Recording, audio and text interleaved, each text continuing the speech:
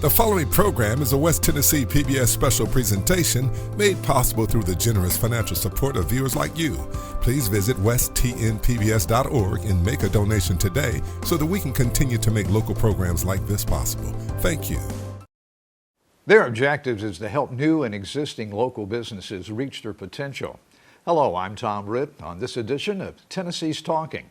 The topic is the Jackson-Madison County African American Chamber of Commerce. What they do, how they do it, and how they help West Tennessee businesses. So let the conversation begin. That's so cool. And then that's when I said that. The problem with that idea is... Wow, that was amazing. Then I came up with a solution. What was that about? Here's what I think about it. Now we're talking. West Tennessee PBS presents Tennessee is Talking. Let the conversation begin. Thanks for joining the discussion. I'm Tom Britt. Today we're talking about the Jackson-Madison County African American Chamber of Commerce, and we're speaking with Executive Director Don McCorry. Thank you for joining us. And I think probably the most important question to be is, tell us what the African American Chamber of Commerce is all about. What it's all about. Yeah. It's good to see you, Tom. Yeah. The African American Chamber, celebrating our 25th year, is an organization that was designed and developed by a group of local community leaders and business owners back in 1998 initially, before it was incorporated in 99. And the reason for doing so is these business leaders, they really wanted some additional resources that they were unable to find anywhere else, including the then Jackson Chamber. And the Jackson Chamber just did not have the membership base or the database of individual members that basically looked like them, that shared ideas. And the other issue was cost. It was really prohibitive for them to be able to take advantages of some of the other services. So the question became, why can't we do this ourselves? And once they had a discussion about it, they realized that they could. They brought in some other individuals. And then they started talking about what their mission is. Does it mirror what the Jackson Chamber's mission is? And it clearly sort of took a different turn. One of the things that we do that the Greater Jackson Chamber doesn't is we really focus on youth entrepreneurship. We give the guys the idea that you can actually never work a day in your life by simply finding your passion, marrying that with a need, and there you go, as well as benefit your community by hiring other people. Yeah. What services do you provide your members? What we do is we provide a network of resources that are available to them. We have a relationship with the U.S. Black Chamber that we have access to grant opportunities that are available to them that they may not be aware of. We offer advertising through not only our website, but our e-blast letters. We do what we call business mixers, where we all get together, talk a little bit about the businesses that we own and what we do, or that they own, not me, they own, and share common ideas. We work with our youth as well as showcasing our own individual businesses. That's why we've got this great big event that's coming up in about a week or so. Yeah, we're going to talk about that, I think, a little bit later. Okay. How are your member businesses doing in 2024? We know COVID, it affected everyone. Post-COVID, how are they doing? Well, it's sort of a mixed bag of results. There are some individuals, businesses, who were unable to revise their business model, and they went under during the pandemic. And through various efforts, they tried to come back, but were not able to. Businesses had moved on and resources had dried up. And they decided that they wanted to do something else. But most of our businesses are thriving. They are happy to be able to, like most of us, be back in person again. They have a different plan of what they are doing going forward. They've cut back staffing. Many of them cut back staffing. So, as many businesses as many businesses have. So they're working harder with less people, but they are still able to turn a profit. So we have been happy to see even startups come back in 2024. That new businesses, people that have thought about it for a while and still had that dream of opening that restaurant, and sure enough, they're doing it, and we're excited for them. Yeah. So are you having a lot of startups? You mentioned that. So far this year, I am aware of, and this is just February, and there have been at least 3 new startups that have come to us. And we all know that first quarter of the year is often tough on businesses, oh, right? Yeah, that's the hardest, because you're supposed to go in to start a new business with several years worth of revenue stacked aside, because what they really say, it takes about 3 years before you actually turn a profit. So if you go in with a reserve, it helps the cushion. But if you go in shoestring a little bit, right? Yeah, it's going to be hard. It's going to be hard. Yes. Is it hard for your businesses to find that funding that they need to sustain during that period? It really is. Because first off, I asked a number of my businesses, do you have a relationship with your bank? And many of them don't. Because I asked, what about capital financing? Did you get your business plan done and get your model in place of what your your projected income is going to be for your first year, what your expenditures are projected to be for that period of time also. And I have to say that some individuals really, do things out of order. They've got the dream, and they go out and rent the building, and get ahead a little bit. Get a little ahead, it's like, oh yeah, right, I've got to pay the rent on this next month too, so how am I going to do that? Well, I'm going to rush and get open and turn a profit, and then I'll pay for it. Doesn't always work that way. So it's good to be a little thoughtful. That's why a network of businesses who have done this before, learn from experience. Yeah, and I think probably the thought comes to my mind that some of those people probably asked them some Shark Tank questions, right? Like, what do you got? What do you got?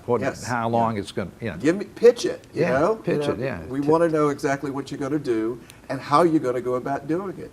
Is this realistic? Did you do any marketing? What's your demographics? All of those things have gone into the process.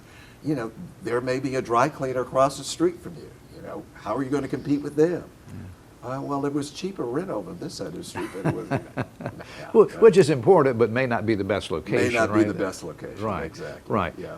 Do you find that entrepreneurship is still there and people just want to jump and really, like me, I would have no idea how about going about it. I guess everybody has an idea and they want to be their own boss and do it, don't they? I would say that it is not as great as I would say it once was. My relationship with the Chamber has only been for the past 10 years, and that's after moving back here to Jackson.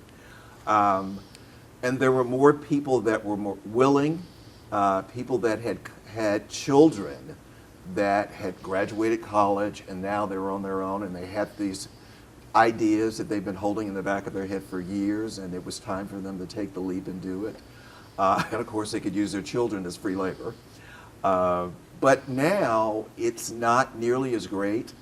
One of the things that people are looking at are partnerships with other businesses. It's like many brands are partnering with each other to put these two, mainstay products together into one package. Which is why we talk to our children during the summer months about that. Because I grew up in an era where my parents told me, go to school, graduate, and go get a job. They never said anything about what the job is supposed to be or the one that I could create. It was like, go work for somebody else. Right. And if you do get that idea, do you still have that family cohesiveness where family members want to help people? Typically they do, because I think the kids have heard about what the parents wanted to do for so long. And perhaps didn't do it, right? And didn't do it, and it's ingrained in the kids, and they realize that they may be at an age of a little bit of independence and could be either of financial or physical assistance to the parent if they wanted to be able to do it. And they're clearly supportive of the ideas. Yeah, they really are. Because, it's like, maybe this could be ours, This is family wealth. This is something that we were told that was important for us as a family unit. So they believe in being a little forward thinking and wanted to try to do something a little different. I know in my years in the business and interacting with the Jackson-Madison County African American Chamber of Commerce, you have that program, Follow Me into Business. And I thought, gee, what a great way to introduce young people to the workings of businesses and really look inside a business. Yeah, this business, that program started in 2002. And the purpose of it was to take young men and women and teach them basically skills that were not being taught at home. There is workforce development. There is communication. There's how to dress, how to introduce yourself, that 30-second elevator speech, right. How to leave the elevator memorable, that the person will never forget who you are, how to shake somebody's hand, when to wear a tie, when is it not okay to wear a tie. Everything that we do is we want to show individuals the possibilities, because there are other individuals that don't actually know how things get started. They just assume that you just kind of walk in and it happens. How do you answer a telephone? Hello? No, you got to do a little bit more than say hello here, okay? But it's life lessons. We have to realize that I deal with a lot of students that may come from a single parent household. So there may not be an adult there to be able to share these lessons with them. So during the months of June and July, we get to work with them and we introduce them to local businesses. If they are under the age of 16, they get to what we call shadow. We place them with an employer a couple of times a week and just sit and observe. They're not able to work, but they can watch and they can lend a hand, but they can't work.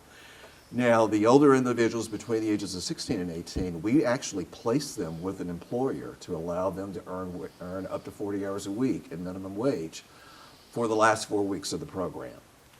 So we have been gracious to have students that have worked in a doctor's office, who've worked with Walgreens, who've worked in my chamber office, who've worked in a florist, printers, a number of different businesses throughout the city that we partner with to be able to give these kids this wonderful opportunity.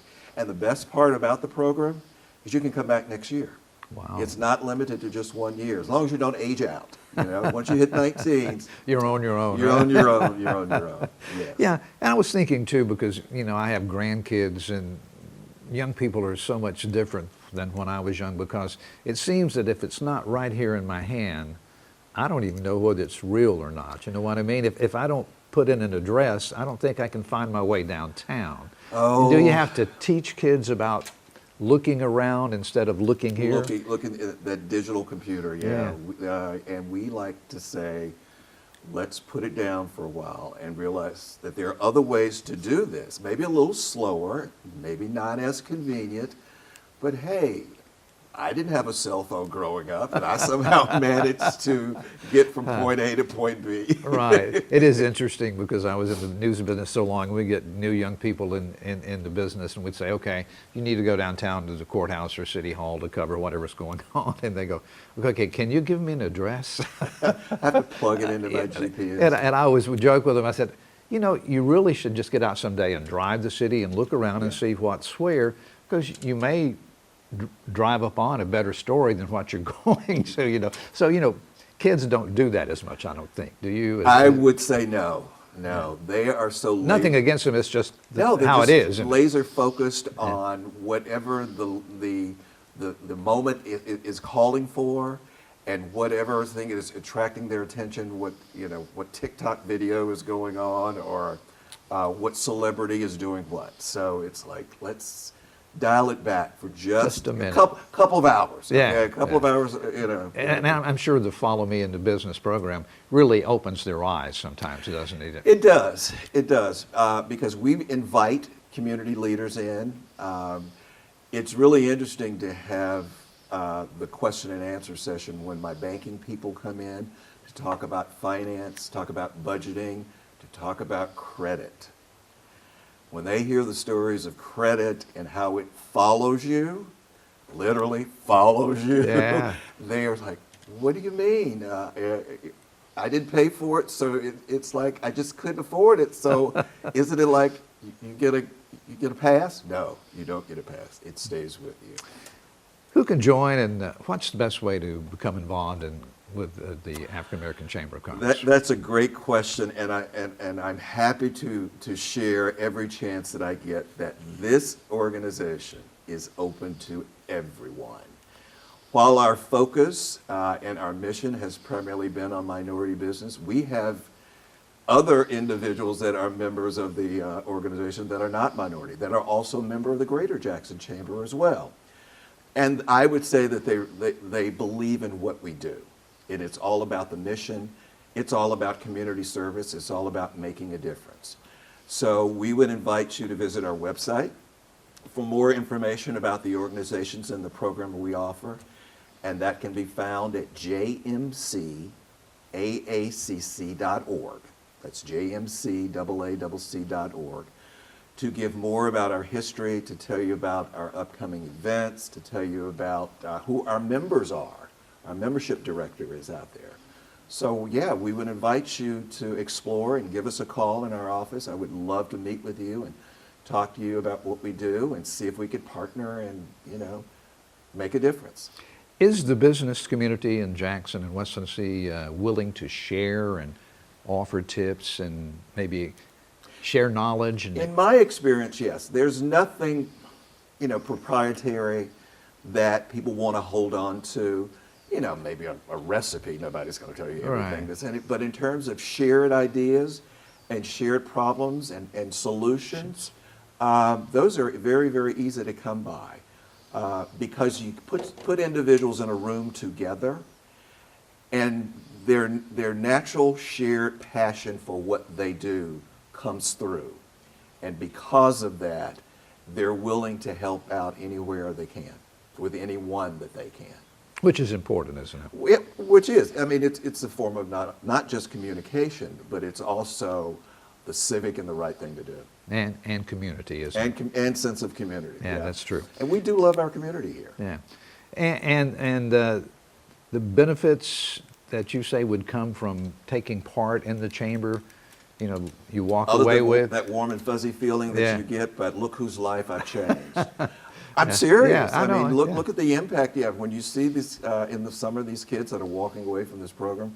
Or even people who just succeed, right? Or even people that succeed. And we've had a number of students that have gone on to graduate college, and they've come back and they've shared the importance of these workforce development skills that they learned at an early professional age that sort of gave them the hope and the incentive that they can.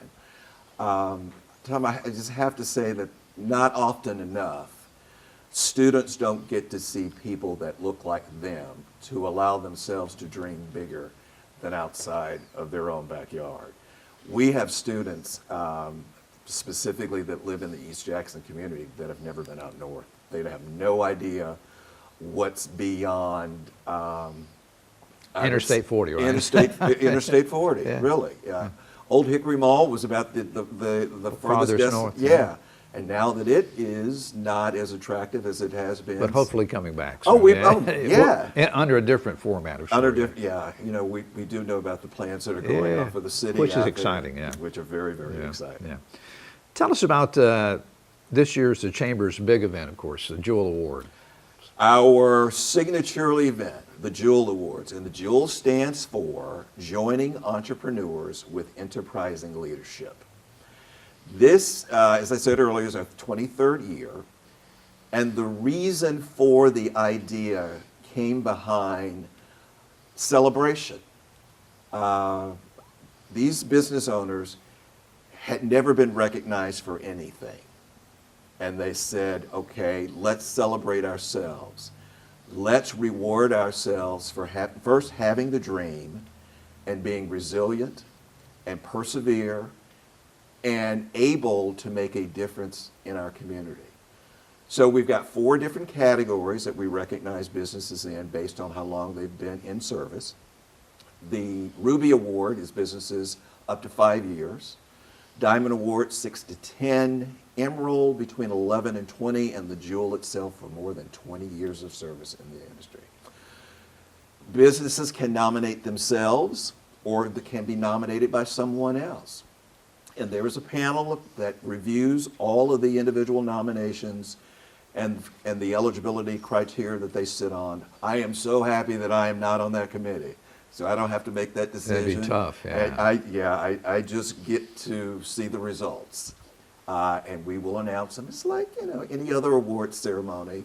It's a little suspense, you know, and people get to dress up, come out, see people they haven't seen Network before. and chat up. Network, and I am thrilled to say that first, the event is sold out for the first time that I have been aware of, and we're now opening up the balcony for the event.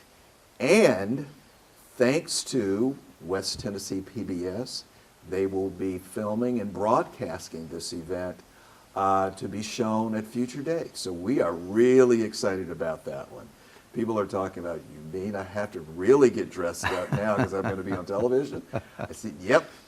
It's time. Okay. Yeah, going to be there. Yes. And it's interesting we're talking about, because I have a friend that has a relatively new business, and she has become involved with the African American Chamber of Commerce, and she was really excited. Mm-hmm. And I thought, that has to be good for a new business, to find an organization you can feel some camaraderie and, you know, play off of and talk with people. I hope so. And that's one of the things I try really, really hard to do, to create those relationships with the new business, to talk to us about where they are in the process, and if there is something that I have experienced before, maybe with another business, that I can direct people to talk together and to share ideas and try to find some, you know, positive solution. The biggest one, of course, is everybody wants to increase their revenue. That's the number one wish for every business. Takes money to pay the bills. Takes money to pay the bills, absolutely. You got to keep the lights on, okay. And we are doing a number of things to try to help businesses with that. For the first time, through a partnership that we have with CVS Health and Lane College, in April, we're putting on what's called an Executive Learning Series Summit.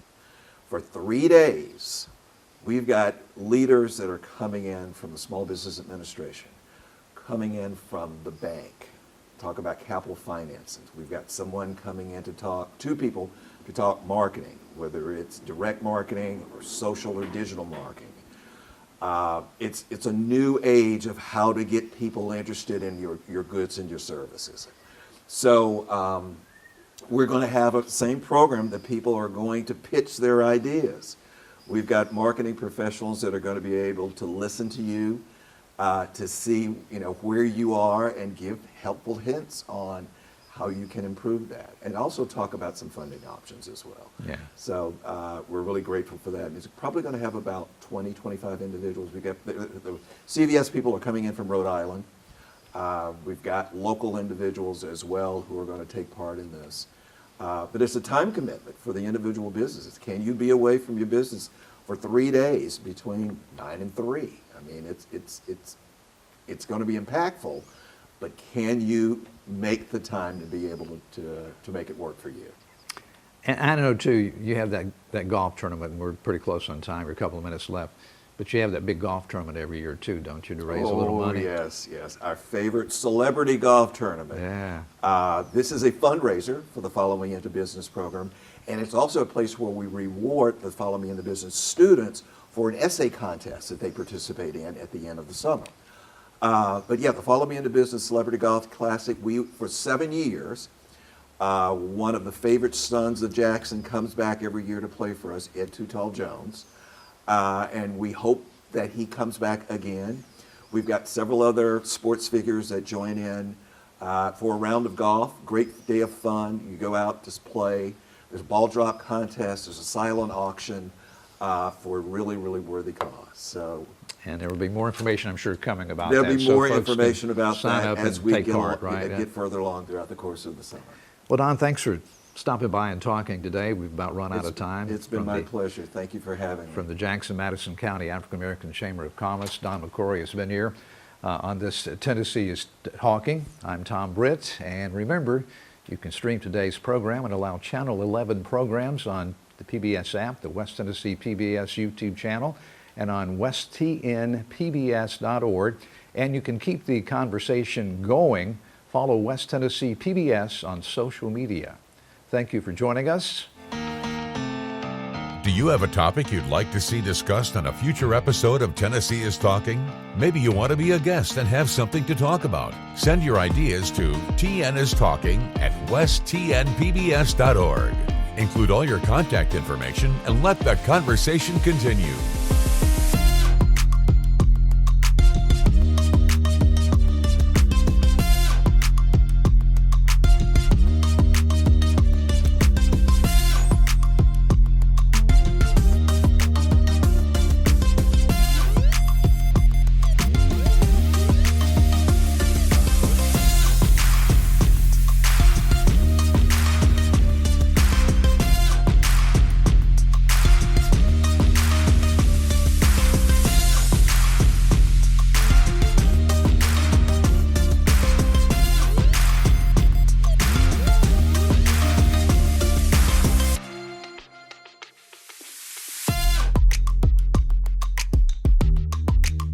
Tennessee is Talking is a presentation of West Tennessee PBS with the goal of bringing people together, sharing ideas, thoughts, and different perspectives, learning from each other and sharing a civil and respectful discussion. Tennessee is Talking, the show that brings West Tennessee together.